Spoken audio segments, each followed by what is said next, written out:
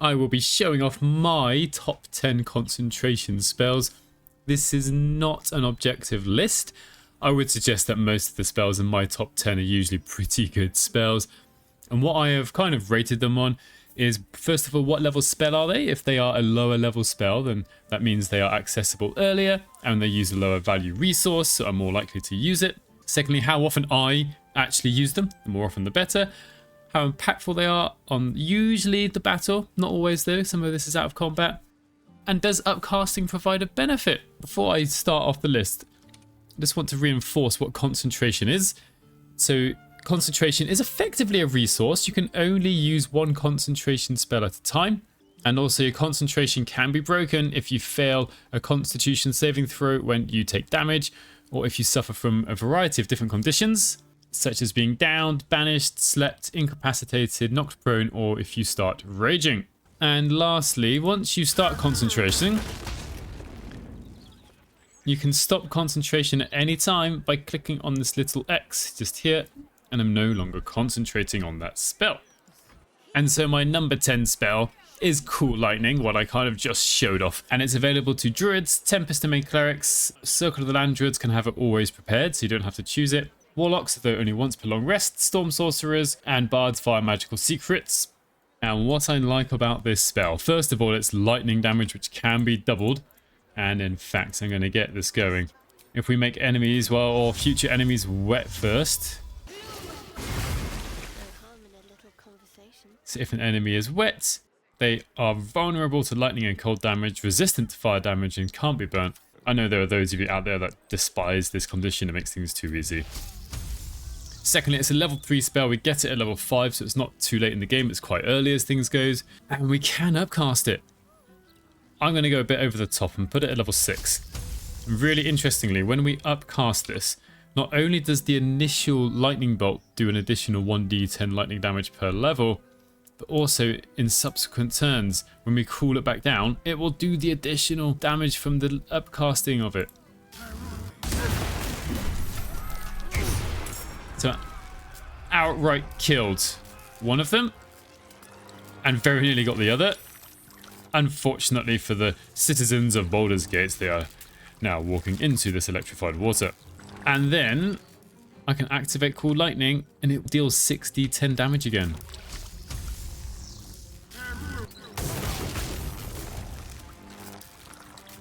And I don't have to use another level 6 spell slot, I've only got one anyway.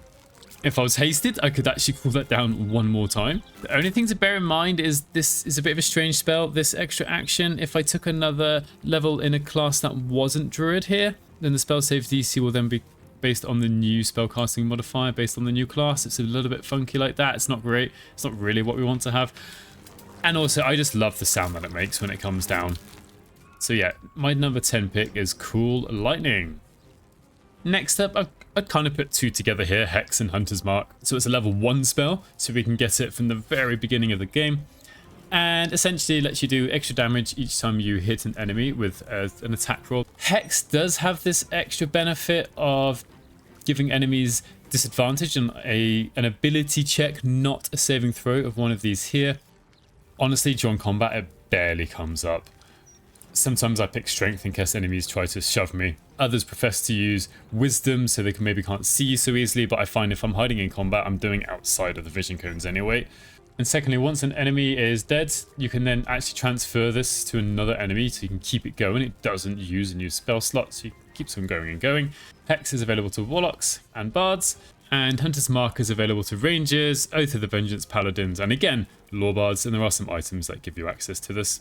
I know it's kind of cheating, the two spells, but they kind of, in my head, they kind of do the same thing. So I've got a mod installed where one of the feats gives access to Hex, which is why I've got Hex here. And so now when I hit, inevitably, I deal an extra 1d6 necrotic damage. The usefulness goes down in Act 2, where enemies, some of them are resistant to necrotic damage. Warlocks get good use out of this because they get 3 Eldritch Blasts eventually, each of which can proc the extra damage. And Hunters, when they get extra attacks, each time they hit the enemy, Hunter's Mark will deal the extra 1d6 damage. In 8th place, I've got Haste. So when you cast Haste, the creature gets a bonus to the armor class of +2, advantage on dexterity saving throws, extra movement speed, and they can take 1 additional action per turn. That additional action can be super powerful. Spellcasters can then cast 2 spells or 2 spells that require an action. But there is a downside. So if you, or when you lose concentration on haste, the person who's got the benefit of it becomes lethargic and kind of loses their action in the next turn. However, if you know your character's about to become lethargic on the next turn, you can kind of just drop haste before they get lethargic. They'll become lethargic and then the start of the next turn it's gone. You can kind of cheat it that way. There is a difference in honor mode and tactician, or using the honor mode rule set. If you use the honor mode rule set, you can only use 1 extra attack action. Whereas if you're not, such as with a fighter, haste would give you 3 extra attack actions. So I'm going to cast haste on actually Astarion. So we can see now he's got 2 actions. And I can use Cool Lightning, it'll be twice again.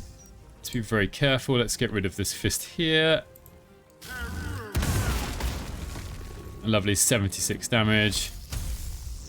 And then we'll try and avoid citizens. Oh, 14, not so good. Oh well. But yeah, there is the downside of becoming lethargic. If I drop haste here, he loses the haste and he drops out of this turn. But next turn he's back. He's lost his lethargic condition and can cast whatever he wants again. It's nice, but if you do lose concentration on it, it is quite a pain in the arse, to be honest. And haste is available to sorcerers, wizards, Circle of the Land Druids, warlocks but only once per long rest, bards via the magical secrets, and Oath of Vengeance paladins with an item or couple of items that grant haste, Darkfire, short bow, and Gontramol mail. I don't know how to pronounce that. So there's quite a few sources of it. In 7th place, we've got Sleet Storm. So level 3. So again, we can get this quite early on. Same with haste, same with Cool Lightning. And it creates an ice surface, and enemies fall over so often. It's great. When they fall prone, they lose the action on their turn. This is available to druids, sorcerers, wizards, nature domain, and tempest domain clerics. Storm sorcerers get it automatically at level 6, and bards via the magical secrets. If you upcast this, you don't get any extra benefits. Right, sorry, Baldur's Gate. You can see loads of them fell over. You're headed for the cells. Now, there's still a Watcher past their saving throw. I'm just going to make sure Astarion is safe. So I'm going to stick him out of the way so he doesn't lose concentration in any way. And we'll just let the enemy have their turn. Slows the enemies down as well. Yeah, that's not too bad. So the enemies will try and get out of it if they can. Which is what they should be doing, to be honest. And, oh, that's a big jump from Fist Discoria there. This wasn't the best place to use it. It's quite an open area.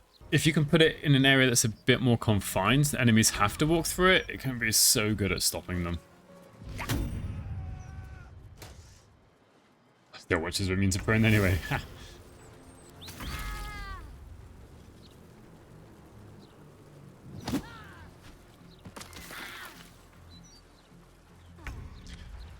And because they were knocked prone and slowed because of Black Hole, that's it. That was their 3 turns. It was basically nothing. We completely took them out. Sleet Storm was great. Get it? Use it. And at number 6, we've got Spirit Guardians, a classic cleric spell. It is available to bards via the magical secrets also. And you can upcast this when you go near somebody. It deals 3d8 radiant or necrotic. You choose. I tend to stick with radiant because they're actually items that buff or debuff enemies when they get hit by radiant damage. And enemies are more resistant to necrotic than radiant on the whole. And you can just run around dealing loads of damage. So Spirit Guardians, I prefer the radiant one. Let's level it up to, or upcast it at level 5.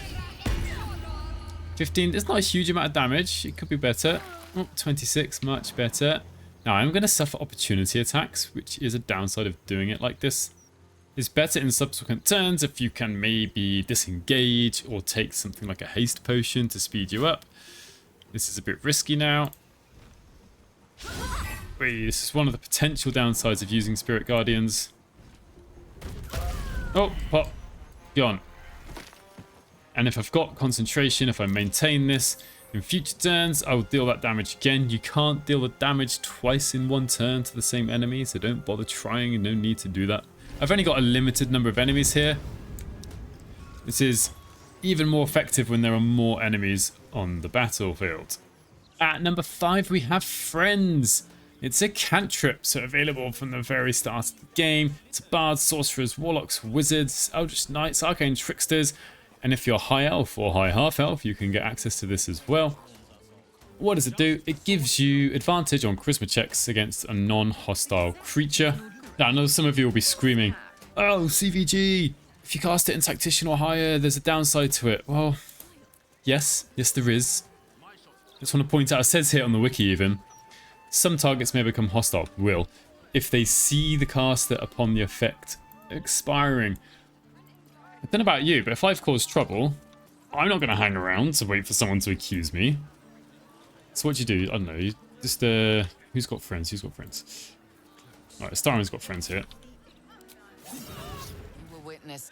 So if Astarian causes some problems, try to talk your way out of it. Here we can use Friends. Whew, there we are. Talked my way out. You've convinced them. And so now we've got 10 turns. If I'm stupid and hang around for 10 turns and then it expires, yes, I'm going to be accused of using the spell. All I need to do is go away, and like I showed you earlier, just cancel it. And that's it. It's okay. I'm going to be fine. I'm not going to go back to the scene of the crime anytime soon. That is a silly, stupid thing to do. And I've just used Friends. And this is using, I just want to show you difficulty.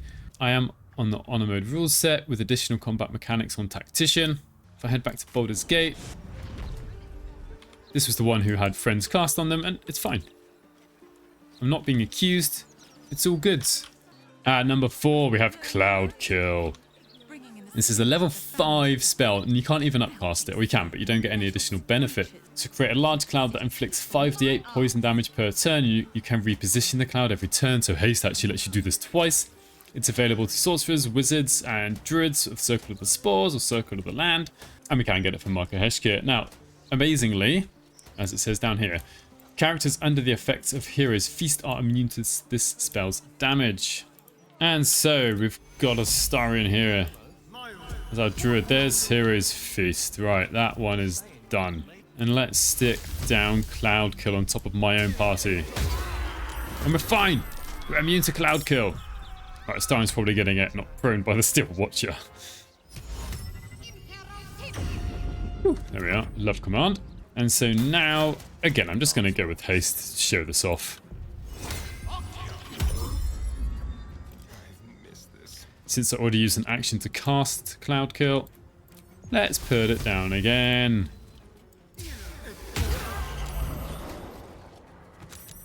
Okay, we've got more enemies coming, but I love Cloud Kill. It's a decent area, decent damage. You can make your party immune to it, and by the time we get it, most enemies aren't immune to poison damage anymore. Most enemies that are immune are undead enemies. Cloud Kill is the concentration spell that appears highest on the list that does damage, leaving 3 left. And in 3rd place, we have Globe of Invulnerability, the one and only level 6 spell that appears on this list. Create a barrier that makes creatures and objects inside it immune to all damage. It's not a huge area. It would be nice if it was bigger, but probably overpowered. Enemies can walk inside and become immune to damage. It doesn't prevent you from having status effects on you, but at the end of the day, this can take you through so many fights. It makes difficult fights this so much easier when you know you're not taking any damage. It is available to wizards and sorcerers only. I like having scrolls of it as well, just in case. So let's start a fight. Glad the Steel Watcher gets to go first. Everything hurts. And now I can cast Globe of Invulnerability. You can see the area here. And if you're potentially quite clever, what you can do is as you walk away... Oh, they didn't provoke the opportunity attack. I thought it was going to. If you put this just at the edge, you can provoke opportunity attacks and have no damage done to you. So we're just going to wait inside. Ooh, might get knocked over here. It's on Shadow Heart. Let's not react. And it's invulnerable. It's fine. Don't care. Do what you want. But there's no point also in using Riposte, because this fist is inside the globe as well.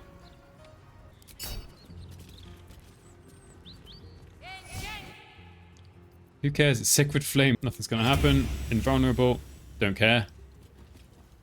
As the only major risk in this particular fight is if Gale gets knocked prone by the Steel Watcher. There are some boots, the boots of striding, that make you immune to being knocked prone while you are concentrating, but you need medium armor proficiency. Anyway, Globe of Invulnerability, absolutely amazing. Get it, use it. So at number 2, we've got Hold Person. It's a level 2 spell, available to so many classes: Bards, Clerics, Druids, Sorcerers, Warlocks, Wizards, Circle of the Land Druids, Oath of Vengeance, Paladins, Arcane Tricksters, Eldritch Knights. There's an item that gives it. Monks get a version of it called Clench of the Northwind. So since it's level 2, it's a very low level resource. It can be upcast to target more humanoids. I would put Hold Monster with this as well, but it's level 5, so it doesn't get used as often in my experience. So what I'm going to try and do, although it might be counterspelled, let's see, right. I've got 3 enemies, I've got 3 fists here that can be affected by this. The targets do have to be humanoid. 1, 2, 3, pretty good chances. And I got them all. And so now, Lae'zel, although unfortunately she doesn't have the best weapon equipped. Let's do this. Let's actually put the best weapon on. She can cast Hex.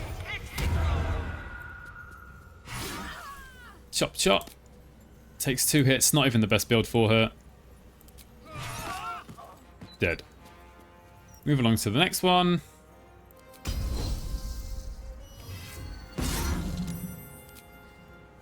Not bad. If I had Action Surge or a Haste, that fist would also be dead. Honestly, Hold Person, it's absolutely amazing. The only downside to it is that it doesn't affect everyone. It's just humanoids, but we do face so many humanoids. And before I show you my number 1 concentration spell, I'm going to go through some honorable mentions, because there are so many concentration spells that are great that I use, and there's only, in the top 10 list, there's only space for, well, 10 spells. So I'm going to quickly run through some of my other top concentration spells. No disrespect to any spells that don't make it here, apart from True Strike. That one sucks. But in the top 10 list, I am restricted to 10. So starting with, as we can see on the screen, a Wall of Fire. This is great. It's good for taking on large groups of enemies. Really useful in a certain defense fight in Act 2 and a couple of fights in Act 3 where there are loads of enemies around. Does loads of damage, just have to be a bit careful you don't hurt your own party. Darkness, good for blocking line of sight, but also great for Warlocks in particular who take the Devil's Sight invocation, because they can shoot Eldritch Blast into it, enemies can't see out of it. It's all good stuff, it's great stuff. Enhance ability, a bit like Friends in a way that I showed earlier, except for any ability check that you want. The main downside to this is it requires a level 2 spell slot, but it can do any particular ability that you want. Next up, I have Spike Growth. It creates some difficult terrain, but also really amazingly, if enemies walk through it, they take piercing damage for, not quite every step, but every 1.5 meters or 5 feet that they move.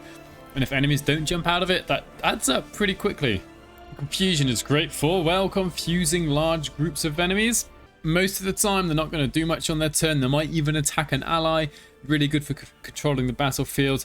Again, also very useful in fights where you are fighting lots of enemies in one go.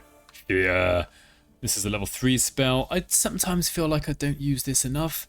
The downside to it for me is that it is a cone starting from, well, your character, the spellcaster, so you have to get up close and personal, and it's a cone, so it's got a limited angle, so you can sometimes not get as many enemies inside the area as one might like. But should they fail their wisdom saving throw, they will drop any weapons they are holding and run away.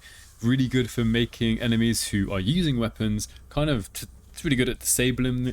It's really good at disabling them because they won't be able to attack you apart from with their fists, which isn't usually very scary. Insect Plague, it's quite similar to Cloud Kill in the size. It can't be moved around, but it does make the area difficult to terrain and deals a chunky 4d10 piercing damage. It's pretty cool, nice large aura. It's level 5 spell, so you can't get it until towards the end of the game. Otto's Irresistible Dance. This is very good because there's no way that this fails to work when you use this on an enemy unless they are somehow immune to it. There's no saving throw available on the first turn, which is why I've put it on the honorable mention list, because you can disable bosses with this. But if they might have legendary resistance, they might be immune to controlling effects after one turn. So you've got to be careful with who you use it on, but it is really good to use it and funny to use it on someone like Orin. Bless, I feel bad not putting Bless actually in my top 10 list. I've grown to not use it as much as I need to, but it's just a good, solid level 1 spell to cast. Adds a 1d4 bonus to attack rolls and saving throws, so both offensive and defensive. What's not to love about that? Helps offset something like Great Weapon Master or Sharpshooter. And we've got Witch Bolt here. Not so much for the concentration element, that kind of sucks. I don't care about recasting this using an action and doing an extra 1d12 damage. What this is really good for is doing lots of damage to a single target. Because it's lightning damage, that can be doubled from making an enemy wet. And you get a critical hit with this. And if you use the Tadpole Power, Luck of the Far Realms, you can guarantee a critical hit. So when you upcast it, and when you do, it deals an additional 1d12 lightning damage for every level above level 1. You can end up doing seriously large amounts of damage to a single enemy. Slow, another control spell. Level 3, get it fairly early on. Does the opposite of haste, but to enemies. So the armor class goes down, the movement speed goes down. They can only take a single action. They can't do very much with their turns. And it takes them out of the combat, really turns things in your favor. And lastly, for honorable mentions, is Hunger of Hadar. You like darkness? Well, this does darkness plus damage. It's just really good. And also, not just that, it does make the area difficult terrain, which darkness doesn't do. So it's just a souped up darkness. If you like darkness, Hunger of Hadar is also for you, probably. It will do damage to your allies as well, though, so you do have to be careful. And lastly, at number 1, I don't know if this was ever going to be in question. It's got to be Guidance. It's a cantrip. We can start the game with this lovely concentration spell. The target gains a plus 1d4 bonus to ability checks. Every and any ability check that you want. If you've got someone who can cast Guidance, you can use it. And it can be done during dialogues. You can cast it outside of dialogues. For example, if you've got someone attacking a dummy and making an annoying noise in the background constantly, you might want to get your local Githyanki to shove them out the way. 94% chance, that seems pretty good. Let's increase that. Let's get Guidance on a 98% chance. Successful. Stop a moment. Jira disapproves. You look harmless enough. Let's see if we can find ourselves another ability check to use Guidance with. You were witnessed assaulting someone. You're headed for the cells. Let's try and talk our way out of it. I've already got Guidance. I could have someone else to cast Eagle's Splendor, enhance ability, which will stack with Guidance. That's another lovely thing. It stacks with these other spells. Let's take it off just to... Wow, who needs Guidance when you roll a 20 anyway? They believe you. For now. Suppose Guidance wasn't useful there. Only downside to Guidance is the fact that it's a concentration spell. And it might not make a difference to your ability check, like whether you succeed or fail. It obviously increases your chances. Doesn't mean it's always going to help, because if I'd rolled like a 3 on that check, Guidance wouldn't have done anything for me. Oops. Murdered someone in view of a guard. Perhaps Let's try one more time. under arrest. So we can add Guidance here. Thank you very much. Ooh, difficulty class 20. Like I said here, it's not going to make a difference. Let's try that again.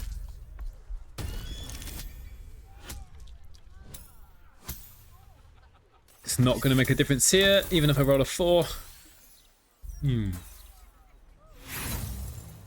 But my point is, it's almost, it's almost like a free, consistent buff.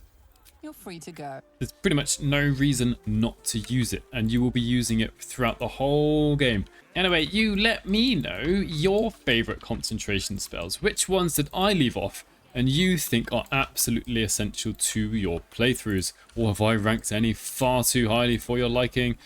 If you think so, please explain why, and perhaps you can change my mind. Thank you very much for watching. to all the members of my channel. Your partner. And hopefully I'll catch you in the next one.